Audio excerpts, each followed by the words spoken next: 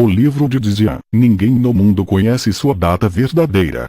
Dizem que o original é mais antigo que a nossa Terra.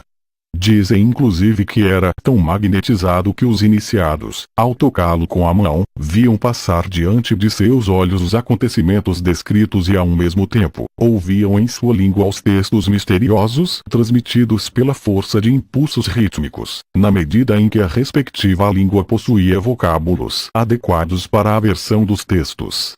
Durante milênios, essa ciência oculta ficou guardada em cavernas, nas regiões montanhosas do Tibete, pois dizia-se que, em mãos de pessoas não iniciadas, os ensinamentos ocultos poderiam representar um perigo enorme. O texto original, que não se sabe se ainda existe em qualquer lugar, foi copiado literalmente por uma geração após a outra e complementado por novos relatos e conhecimentos dos iniciados.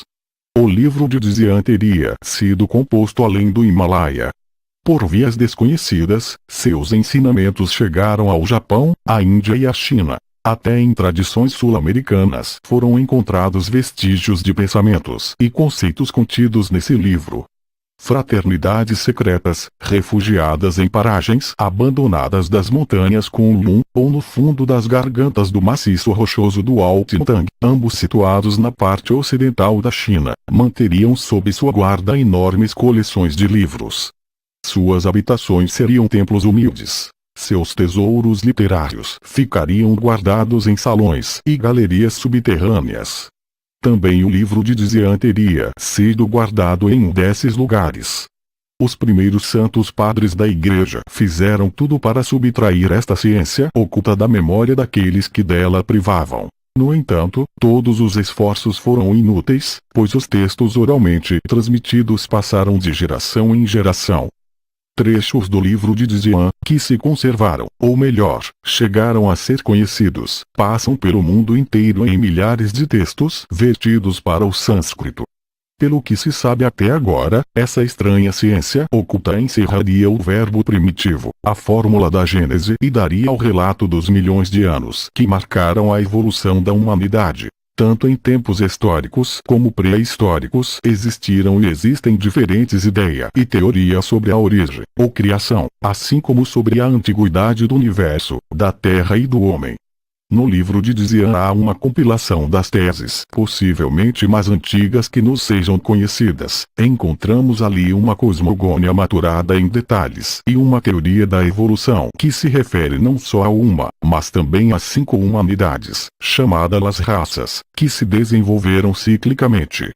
Estas teses, que se avaliam serem mais antigas que os Vedas e possivelmente foram a religião em todo o mundo pré-histórico, refletem-se mais tarde na religião hindu, zoroastriana, islâmica, judia e cristã, embora sob uma forma diferente e expressas em uma linguagem carregada de imagens mitológicas. As instâncias de Dzian, tese ou dogmas de Dzian, postulam o seguinte em relação ao homem. 1. Uma origem poligenética. 2. Diferentes formas de reprodução. 3. Uma evolução animal, pelo menos referente aos mamíferos, que seguiu a dos homens, em lugar de precedi-la, tal e como postula nossa ciência moderna. Os períodos de tempo para a evolução do homem que se dão nas instâncias remontam a muitos milhões de anos atrás, em correlação a nossas ideias atuais, e são tão inaceitáveis para a ciência como a hipótese de 5 humanidades, ou raças raízes, bem como de que os animais tenham surgido após o homem. Entretanto é interessante que se notem, vistos em detalhe, uma série de surpreendentes semelhanças entre algumas dessas teses e as hipóteses da biologia moderna.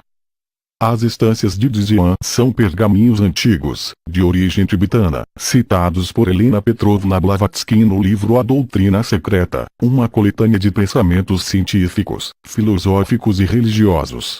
Blavatsky alegava não ser a autora da obra, mas que esta teria sido escrita pelos Mahatmas, que utilizaram o seu corpo físico em um processo denominado Tuko, que segundo a autora, não é um processo mediúnico.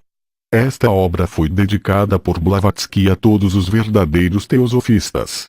Quanto às instâncias de Dzian, Blavatsky alegava que a obra era baseada em pergaminhos antigos, as instâncias de Dzian, a que teria tido acesso e estudado.